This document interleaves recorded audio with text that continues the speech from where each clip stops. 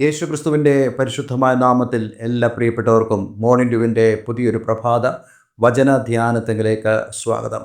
കഴിഞ്ഞ ദിവസങ്ങളിലെ ആത്മീക വചന ചിന്തകൾ നമ്മുടെ ഓരോരുത്തരുടെയും ജീവിതത്തിൽ വലിയ അനുഗ്രഹത്തിന്, ദൈവിക നന്മകൾക്ക്, നമുക്ക് ദൈവത്തെക്കുറിച്ചും അതേപോലെ തന്നെ ദൈവത്തെ സേവിക്കുന്നതിന് ആവശ്യമായിട്ടുള്ള ആ ആത്മീയ കാഴ്ചപ്പാടിലേക്കും കടന്നു വരുവാൻ തക്കോണം ദൈവം നമ്മെ സഹായിച്ചല്ലോ. നമ്മുടെയൊക്കെ ആത്മീകമായ ജീവിതത്തിൽ തീർച്ചയായിട്ടും നമ്മുടെ ആത്മീയ കണ്ണുകൾ തുറക്കേണ്ടത് ആവശ്യമാണ്. നമ്മുടെ ആത്മീയ കണ്ണ് തുറക്കണമെങ്കിൽ നാം ദൈവവചനം നല്ലവണ്ണം കേൾക്കുകയും അത് മനസ്സിലാക്കുകയും ചെയ്യുമ്പോഴാണ് നമ്മുടെ ആത്മീയ കണ്ണുകൾ തുറക്കുന്നത്. തീർച്ചയായിട്ടും നമ്മുടെ ജീവിതത്തിൽ ഒരു അനുഗ്രഹിക്കപ്പെട്ട ആത്മീയ ജീവിതം നമുക്ക് സാധ്യമാകണമെങ്കിൽ അപ്രകാരമുള്ള കാഴ്ച നമുക്ക് ഉണ്ടായാലേ മതിയാവുകയുള്ളൂ. നമ്മൾ ഈ ഭൂമിയിൽ ജീവിക്കുമ്പോൾ ഈ ഭൂമിയുടേതായിട്ടുള്ള അല്ലെങ്കിൽ ഈ ലോകത്തിൻ്റെതായിട്ടുള്ള കാര്യങ്ങളിലാണ് നമ്മുടെ ശ്രദ്ധ പതിപ്പിക്കുന്നതെങ്കിൽ നമുക്ക് ആത്മീയമായ ഒരു കാഴ്ചപ്പാടിൻ്റെ ആവശ്യമില്ല. മറിച്ച് നമ്മൾ നിത്യതയ്ക്ക് വേണ്ടി സൃഷ്ടിക്കപ്പെട്ടവരാണെന്നും നിത്യതയിലേക്ക് കടന്നു പോകുന്നവരാണെന്നും മനസ്സിലാക്കുന്ന ഒരു വ്യക്തിയെ സംബന്ധിച്ചിടത്തോളം ആ വ്യക്തി ദൈവത്തോടൊപ്പമുള്ള ജീവിതത്തിൽ താൻ ഇവിടെ ആയിരിക്കണം.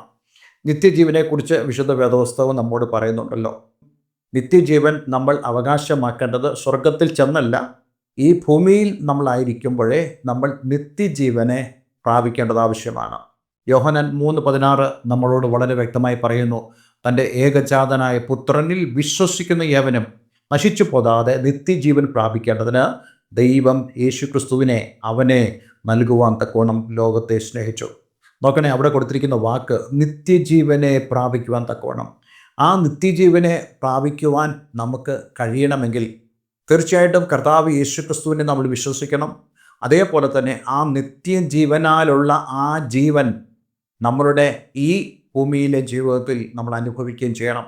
അത് നമ്മൾ ദൈവത്തോടു കൂടിയുള്ള ജീവിതമാണ്. കർത്താവ് യേശുക്രിസ്തു ദൈവരാജ്യം പ്രസംഗിക്കാനാണ് ഈ ഭൂമിയിലേക്ക് കടന്നു വന്നത്. താൻ ദൈവരാജ്യം പ്രസംഗിക്കുമ്പോൾ തന്നെ യേശുക്രിസ്തു പറയുന്നുണ്ട്, ദൈവരാജ്യം ഇപ്പോൾ തന്നെ നിങ്ങളുടെ ഇടയിലുണ്ട്. അതായത് യേശുവിൻ്റെ ശിഷ്യന്മാരും യേശുവിൽ വിശ്വസിക്കുന്നവരായ ആളുകളും ചേർന്നിട്ടുള്ള ആ ആത്മീക സമൂഹമാണ് ആ ദൈവരാജ്യം എന്ന് പറയുന്നത്. എന്നാൽ ദൈവരാജ്യത്തിൻ്റെ ആ സാക്ഷാൽ ദൈവരാജ്യ അനുഭവം നമുക്ക് നിത്യതയിൽ നമുക്ക് ലഭിക്കും. എന്നാൽ ഈ ഭൂമിയിൽ നമ്മളായിരിക്കുമ്പോൾ കർത്താവ് യേശുക്രിസ്തുവിനോടൊപ്പമുള്ള ആ നിത്യജീവൻ്റെ ആ അനുഭവം നമ്മൾ പ്രാപിക്കണം. അങ്ങനെ നമ്മൾ പ്രാപിച്ചവരായ ആളുകൾ ഈ ആത്മീക ദൃഷ്ടിയോടുകൂടെ ജീവിച്ചെങ്കിൽ മാത്രമേ നമുക്ക് ശരിയായിട്ടുള്ള ഒരു ആത്മീയ ജീവിതം ഈ ഭൂമിയിൽ നമുക്ക് നയിക്കുവാൻ കഴിയത്തുള്ളൂ. കഴിഞ്ഞ ദിവസം നമ്മൾ വായിച്ചതായ വാക്യം സങ്കീർത്തന പുസ്തകം 46-ാം അധ്യായം 10-ാം വാക്യമായിരുന്നല്ലോ. മിണ്ടാതിരുന്ന് ഞാൻ ദൈവമെന്ന് അറിഞ്ഞുകൊള്ളുവേൻ, ഞാൻ ജാതിയുടെ ഇടയിൽ ഉന്നതനാകും, ഞാൻ ഭൂമിയിൽ ഉന്നതനാകും. നമുക്ക് ധാരാളം ആത്മീക ചിന്തകൾ ഈ വാക്യങ്ങളിൽ നിന്നും ചിന്തിപ്പാൻ തക്കവണ്ണം ദൈവം നമ്മെ സഹായിച്ചുകൊണ്ടിരിക്കുന്നല്ലോ. ഇതുമായി ബന്ധപ്പെട്ട് നമ്മൾ കഴിഞ്ഞ ദിവസം ഫിലിപ്പി ലേഖനം 4-ാം അധ്യായം 6-ാം വാക്യം വായിപ്പാനിടയായി തീർന്നു. ഒന്നിനെക്കുറിച്ചും വിചാരപ്പെടരുത്, എല്ലാറ്റിലും പ്രാർത്ഥനയാലും അപേക്ഷയാലും നിങ്ങളുടെ ആവശ്യങ്ങൾ ദൈവത്തോട് അറിയിക്കുക അത്ര വേണ്ടത്. എന്നാൽ സകല ബുദ്ധിയും കവിയുന്ന ദൈവസമാധാനം നിങ്ങളുടെ ഹൃദയങ്ങളെയും നിലവുകളെയും ക്രിസ്തുവേശുവിൽ കാക്കും എന്നുള്ളതായ വാക്യമാണ് നമ്മൾ ചിന്തിച്ചത്. അതായത് മിണ്ടാതിരുന്ന് നമ്മുടെ ദൈവത്തെ, അവൻ്റെ മഹത്വത്തെ നമുക്ക് കാണണമെങ്കിൽ നമ്മളിൽ ഉണ്ടാകേണ്ടതായ വളരെ പ്രധാനപ്പെട്ട കാര്യങ്ങൾ ഇവിടെ അപ്പോസ്തലനായ പൗലോസ് നമ്മോട് പറയാണ്. നമ്മുടെ സ്വഭാവമായി മാറേണ്ടതായ കാര്യങ്ങൾ, ഒന്നിനെക്കുറിച്ചും വിചാരപ്പെടാതെ എല്ലാറ്റിലും പ്രാർത്ഥനയാലും അപേക്ഷയാലും നമ്മുടെ ആവശ്യങ്ങൾ സ്തോത്രത്തോട് ദൈവത്തോട് അറിയിക്കുകയും സകല ബുദ്ധിയെ കവിയുന്ന ദൈവത്തിൻ്റെ സമാധാനം നമ്മുടെ ഹൃദയങ്ങളെയും നമ്മുടെ നിലവുകളെയും കർത്താവ് യേശുക്രിസ്തുവിങ്കൽ കാത്തു സൂക്ഷിക്കപ്പെടുന്നതായ ആ അനുഭവം, ഇതൊക്കെ നമ്മളുടെ ഒരു സ്വഭാവമായി മാറേണ്ടത് ആവശ്യമാണ്. ഞാനിതിനെ ദൈവരാജ്യ സ്വഭാവം എന്നൊക്കെ വിശേഷിപ്പിക്കാനും ആഗ്രഹിക്കുന്ന കാര്യങ്ങളാണ്. ഇന്ന് നമ്മൾ ചിന്തിക്കാൻ പോകുന്നത് 1 പത്രോസ് 5-ാം അധ്യായം 7-ാം വാക്യമാണ്. വളരെ പ്രധാനപ്പെട്ട ഒരു വാക്യമാണ്. എനിക്കറിയില്ല നമ്മൾ സാധാരണ എടുക്കുന്ന സമയത്തിൽ കൂടുതൽ ഇത് കടന്നു പോകുമോ എന്നുള്ളത്.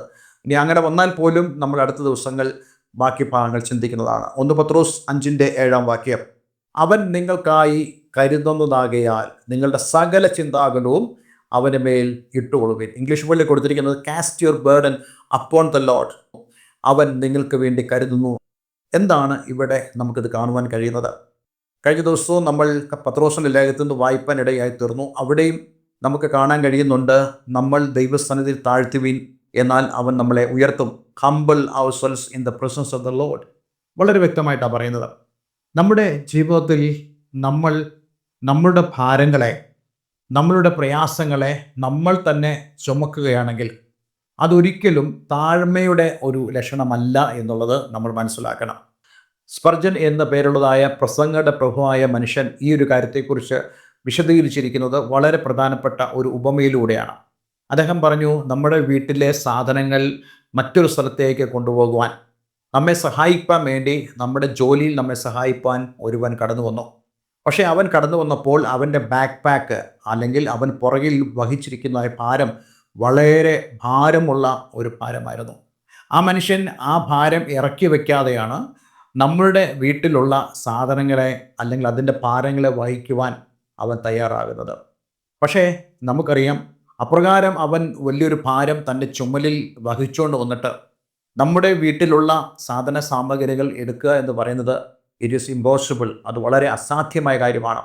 അതുകൊണ്ട് വീട്ടുകാരൻ പറഞ്ഞു, പ്രിയ സഹോദര, നിൻ്റെ മുതുകത്തുള്ള ആ ഭാരം നീ ഒന്ന് മാറ്റിവെച്ചേ, എന്നിട്ട് നീ ഇത് എടുക്കൂ എന്ന് ആവശ്യപ്പെട്ടപ്പോൾ ആ മനുഷ്യൻ പറഞ്ഞു, ഇല്ലില്ല, ഞാൻ എൻ്റെ ഈ ഭാരം എവിടെ ഞാൻ വയ്ക്കാൻ ആഗ്രഹിക്കുന്നില്ല, എൻ്റെ ചുമലിൽ തന്നെയാണ് ഞാൻ വഹിക്കുവാൻ ആഗ്രഹിക്കുന്നത്.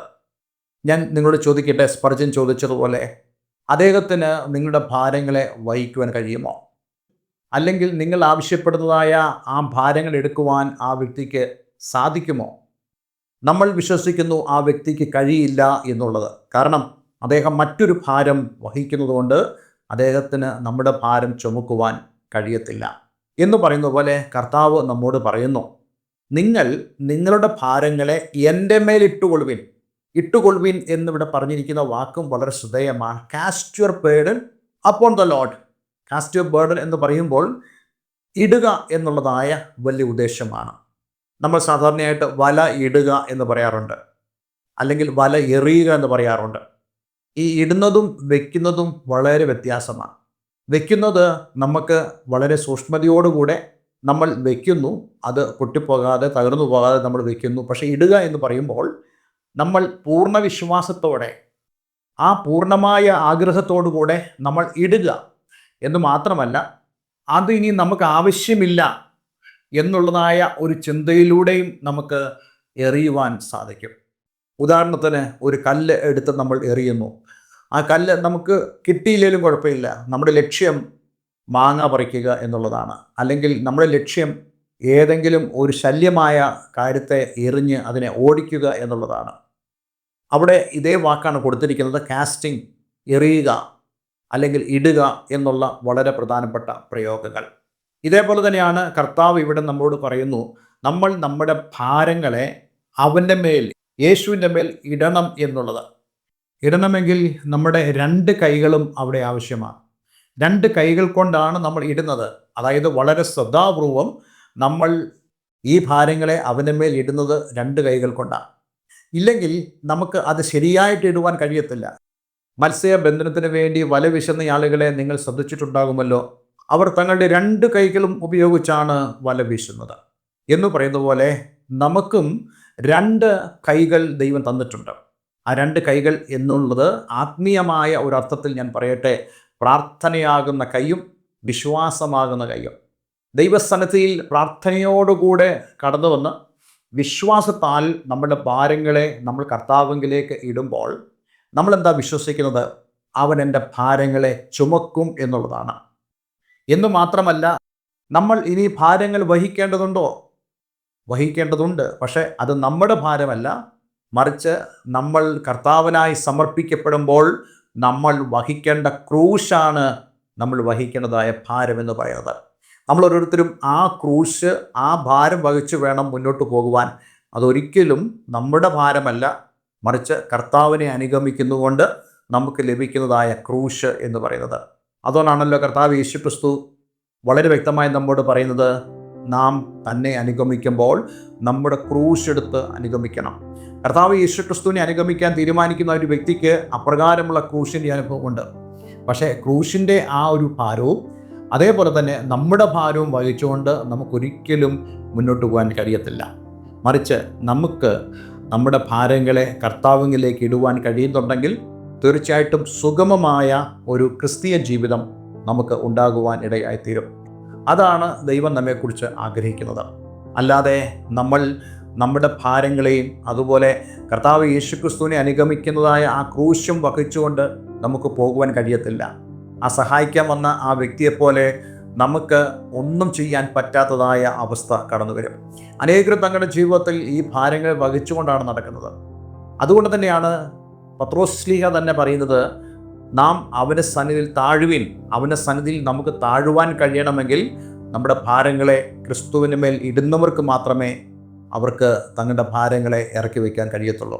ദൈവം എന്ന് വെച്ചാൽ ആ ഒരു വിഷയത്തിൻ്റെ കുറച്ചുകൂടെയുള്ള ഭാഗങ്ങൾ നമ്മൾ അടുത്ത ദിവസം ചിന്തിക്കുന്നതാണ്. അതിനായി ദൈവം നമ്മെ ഒരുക്കട്ടെ. ഇന്ന് നമ്മുടെ ഭാരങ്ങളെ ക്രിസ്തുവിലേക്ക് ഇടുവാൻ, അതേ പ്രാർത്ഥന എന്ന ആ കൈയാൽ, വിശ്വാസമെന്ന കൈയാൽ, അതേ നമ്മുടെ ഭാരങ്ങളെ ക്രിസ്തുവിലേക്ക് എറിയുവാൻ, അത് ക്രിസ്തു ചുമക്കുന്നതിന് വേണ്ടി നമ്മൾ ഏൽപ്പിക്കുവാൻ ദൈവം നമ്മെ സഹായിക്കട്ടെ. ഒരു വാക്ക് പ്രാർത്ഥിക്കാം.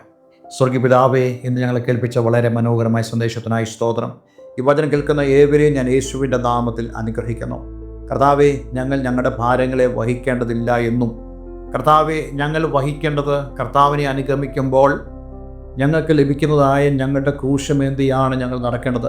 എന്നാൽ ഞങ്ങളുടെ ഭാരങ്ങളെ ചുമക്കാമെന്ന് ഞങ്ങളോട് വാക്കു പറഞ്ഞവനായ കർത്താവിൻ്റെ സന്നിധിയിൽ ഞങ്ങളുടെ ഭാരങ്ങളെ ഇറക്കി വയ്ക്കുവാൻ അങ്ങനെ ഞങ്ങളെ സഹായിക്കണമെന്ന് പ്രാർത്ഥിക്കുന്നു. ഈ വചനം കേൾക്കുന്ന ഏവരെയും ഞാൻ യേശുവിൻ്റെ നാമത്തിൽ അനുഗ്രഹിക്കുന്നു. പ്രാർത്ഥന കേട്ടതിന് നന്ദി. യേശു ക്രിസ്തുവിൻ നാമത്തിൽ തന്നെ. ആമേൻ, ആമേൻ. ഇന്നത്തെ വേദവചനം നിങ്ങളുടെ ജീവിതത്തിൽ വളരെ അനുഗ്രഹപ്രദമായി തീർന്നു എന്ന് ഞാൻ വിശ്വസിക്കുന്നു. ഈ സ്ക്രീനിൽ കാണുന്ന ഫോൺ നമ്പറുകളിൽ ഞങ്ങളെ വിളിക്കുക. തീർച്ചയായിട്ടും ഞങ്ങൾ നിങ്ങളെ ആത്മീയമായി സഹായിക്കാൻ ആഗ്രഹിക്കുന്നു. നിങ്ങൾക്ക് ആത്മീയമായ കൂട്ടായ്മ ആവശ്യമുണ്ടെങ്കിൽ, ദൈവവചനത്തിൻ്റെ പഠനവും മറ്റും ആവശ്യമുണ്ടെങ്കിൽ തീർച്ചയായിട്ടും എന്നെ വിളിക്കുക. നമുക്ക് ഒരുമിച്ച് പ്രാർത്ഥിക്കുവാൻ ദൈവം നമ്മെ സഹായിക്കട്ടെ. എല്ലാവർക്കും നല്ലൊരു ദിവസം ആശംസിക്കുന്നു. God bless you all.